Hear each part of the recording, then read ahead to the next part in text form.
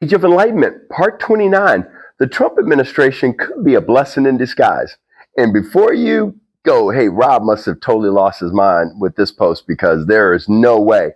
Let me give you some frame of reference. One of the good things about being as old as I am and being around for 64 years, I've had some experience with making bad decisions, just like what the American people did in this last election.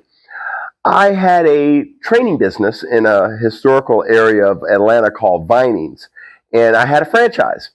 And I actually had two locations of that franchise. And I discovered while I was trying to manage both of those locations that I wasn't at home a lot.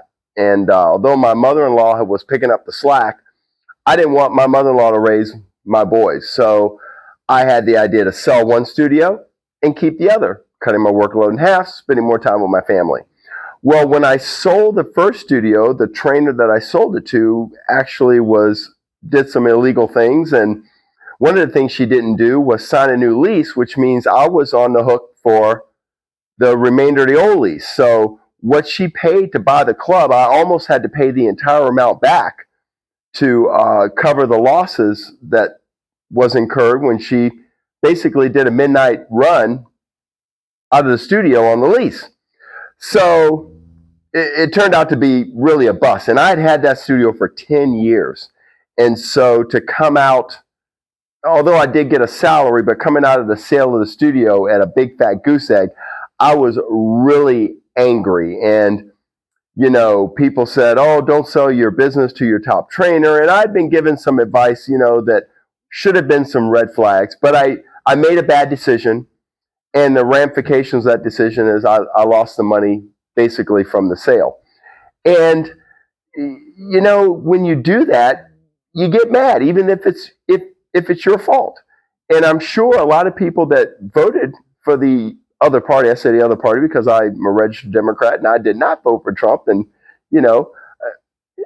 I'm just as upset as you are because I'm suffering from the ramifications of a decision that another party made or that voters for the other party made.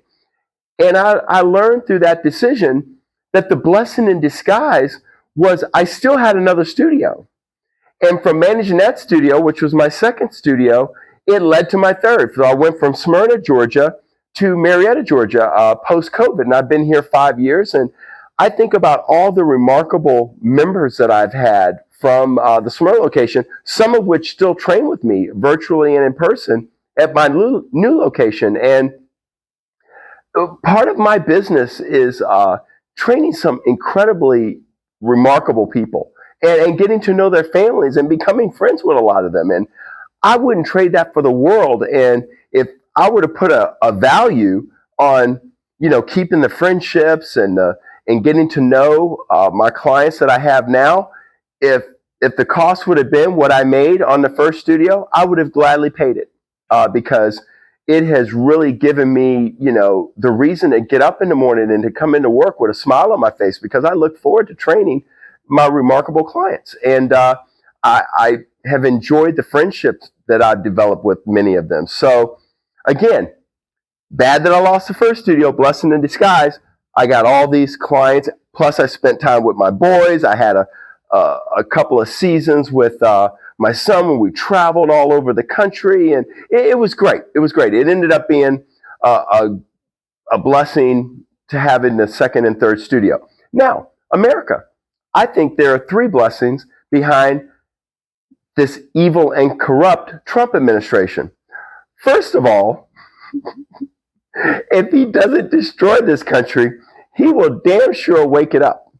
Okay? So I think it will let the country know, first of all, bad decisions have consequences, and we're living through those consequences economically, our standing in the world, the lack of leadership, and heaven forbid if we have a true tragedy and we need good leadership in this country, we're in trouble. The second thing is, I think that with the American people being awake, and you see that every weekend with, marches and all the court legislation, the American people are now engaged in the political process. You know why? Because even the 40% that didn't bother to vote, their prices are going up. Their 401k is being tanked. Their governmental services are being taken away or hindered. So They're suffering even though they weren't even part of the decision. That brings up the final and third point that I think will cause this country to really benefit from the evil and corrupt administration. I don't think we'll do this again. Okay? I don't think we'll vote for another circus again. The first Trump administration should have given you a hint on what the second one was going to be like. And maybe you were entertained by the first Trump administration.